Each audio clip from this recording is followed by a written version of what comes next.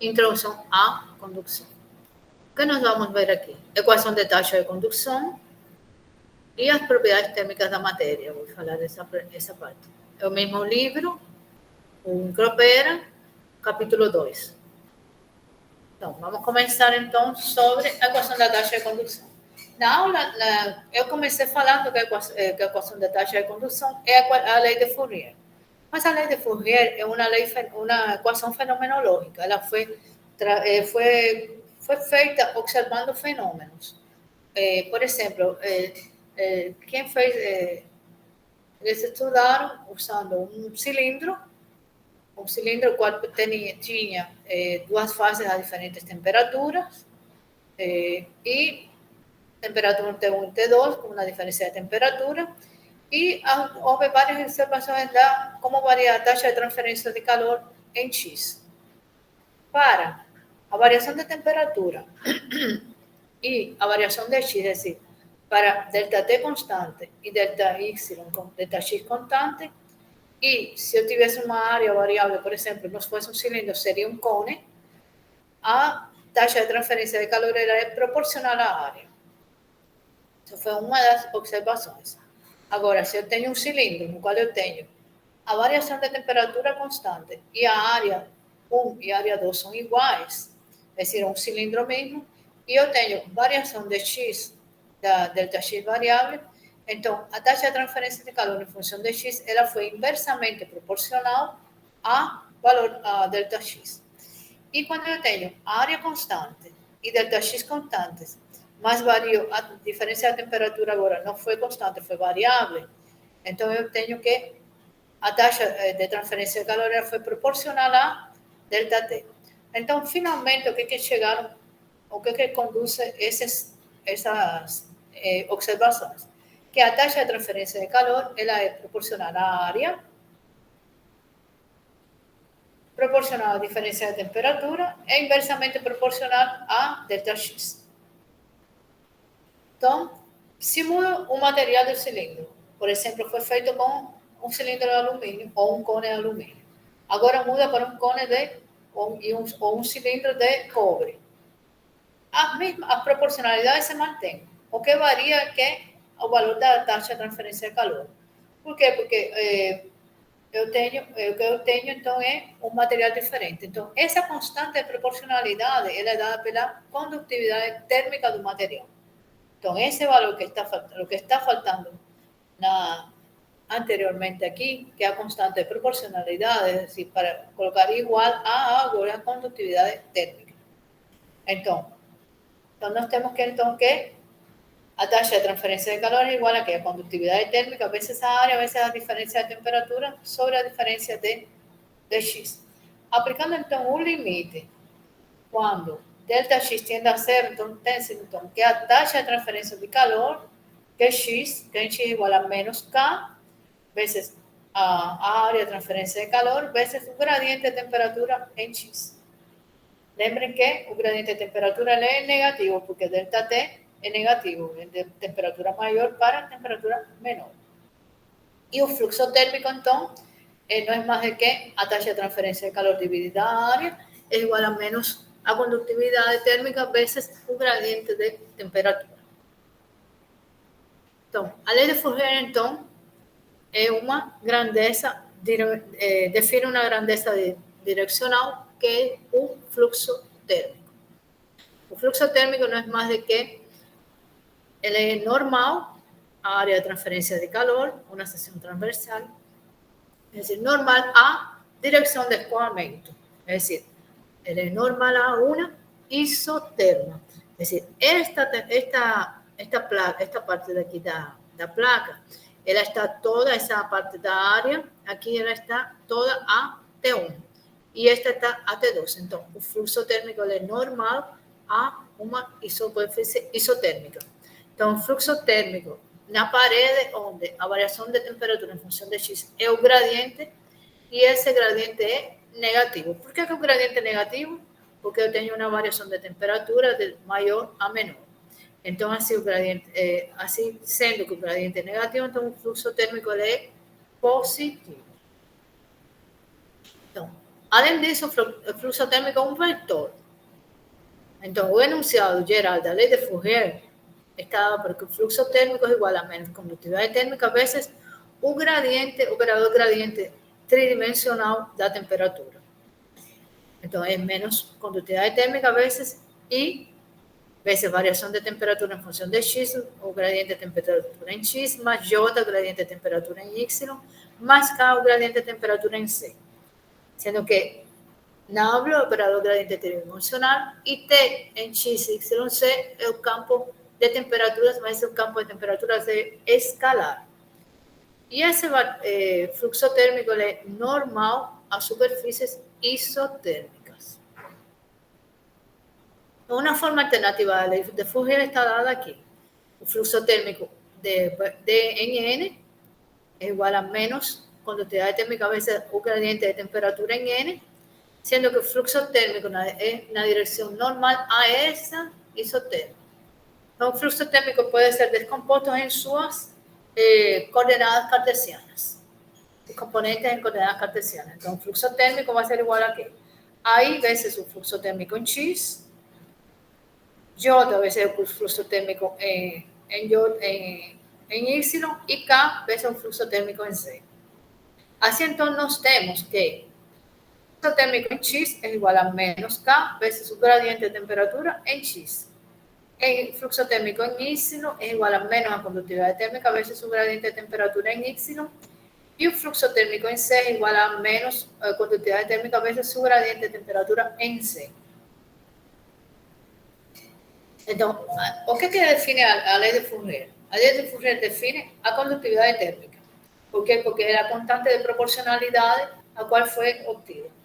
Ela é uma expressão vetorial que indica que o fluxo térmico é normal a uma isoterma e sempre no sentido da diminuição da temperatura. E a lei de Fourier aplica a toda a matéria que tenha transferência de calor por condução, seja gás, líquido ou sólido. Então, como o fluxo térmico define a condutividade térmica, então vamos falar sobre a condutividade térmica. Condutividade térmica em X, por exemplo, é igual ao fluxo térmico em X dividido pelo gradiente de temperatura em X.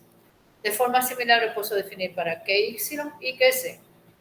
Se eu tenho um material isotrópico, é dizer, um material que a condutividade térmica em Y, X e C é igual, então ele está dado pela condutividade térmica de forma geral. Outra característica importante da condutividade térmica. A condutividade térmica de sólidos é maior que a dos líquidos e ela, por sua vez, é maior que a dos gases. Devido a quê? Ao espaçamento intermolecular dos diferentes estados da matéria. Nos sólidos, eles estão unidos, nos líquidos eles têm menos, um pouquinho mais separados, mas já nos gases têm uma separação muito grande. Então, os sólidos, os átomos estão ligados por um arranjo periódico chamado de lattice. Então, a transferência de energia térmica, então, se deve nos sólidos a quê? A migração de elétrons livres e ondas vibracionais na lattice, ou de quantos de vibração na lattice no fundo, quando eles não são condutores. Os sólidos metálicos predominam a contribuição dos elétrons, porque são condutores, e os sólidos semicondutores predominam a contribuição dos fôtons. Então, a expressão para a condutividade térmica dada pela teoria cinética dos gases ideais, nós chegamos que a condutividade térmica vai ser igual a quê? A 1/3 de quê? Da condutividade, calor específico do elétron, vezes a velocidade média do elétron, vezes o livre percurso médio do fóton ou do elétron.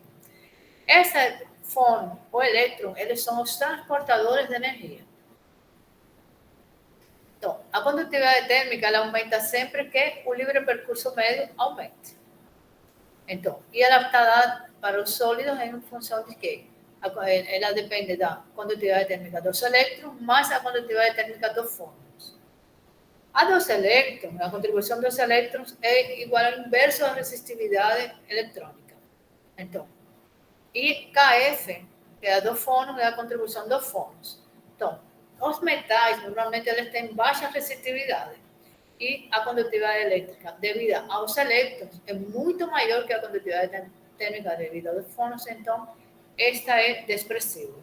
Já em ligas de metais, tem algumas ligas metálicas que eu tenho uma resistividade maior, elevada, e então a condutividade elétrica dos elétrons é desprezível, não é desprezível, mas também eu não posso desprezar a condutividade elétrica dos fótons, condutividade térmica dos fótons. Já para os não metais, a condutividade elétrica tende a ser a que é devida aos fótons, e ela aumenta na medida que a frequência entre os átomos e a latência diminui.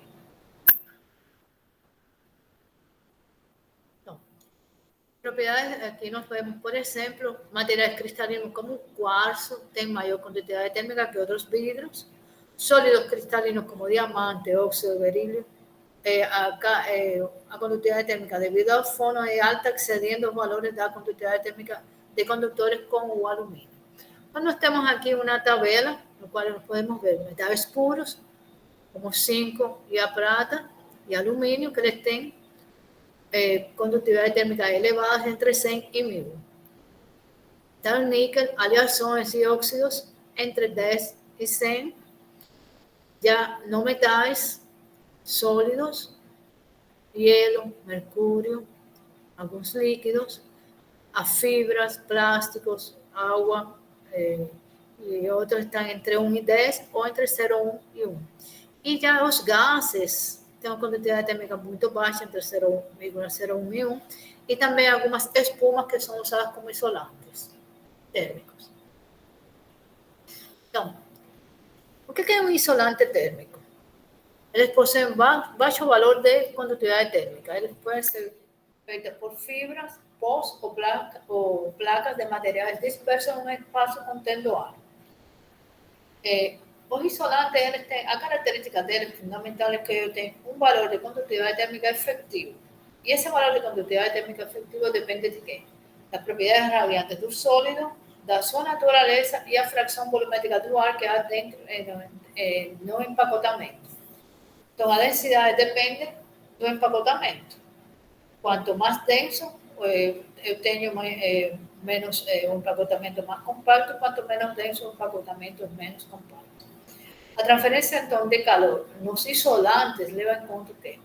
A condução através do sólido, a condução e ou convecção através dos espaços vazios e a radiação do sólido.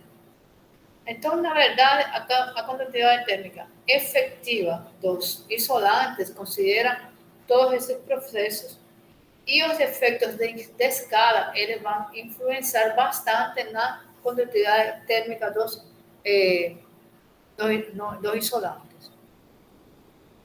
Otras propiedades relevantes de la transferencia de calor, por ejemplo, propiedades de transporte, conductividad térmica, K, viscosidad cinemática, propiedades termodinámicas, densidades, también calor específico, capacidad calórica, que es ρCp, que no es más que la capacidad de un material de almacenar energía. Sólidos y líquidos, eles são bons para armazenamento de energia. Por exemplo, a água, você tem um volume de água, uma piscina que você consegue esquentar a água usando o trocador de calor, usando o aquecimento solar. E ela não esfria rapidamente porque ela é boa para conservar a energia. Já os gases não são adequados para a conservação de energia. Outra propriedade é difusividade térmica, que não é mais do que a relação entre a condutividade e a capacidade calorífica. Alfa, que é difusividade térmica, não é mais que relação entre a condutividade e sua capacidade calorífica. E ela mide o quê? A capacidade do material de conduzir energia térmica em relação à sua capacidade de armazenar essa energia térmica. Conteúdo protegido por direito autoral, sendo permitida apenas sua reprodução para fins educativos e da informação no âmbito da disciplina cursada, nos termos da Lei 9.610 de 1998. A distribuição ou reprodução das imagens é proibida sem expressa autorização. Continua no próximo vídeo.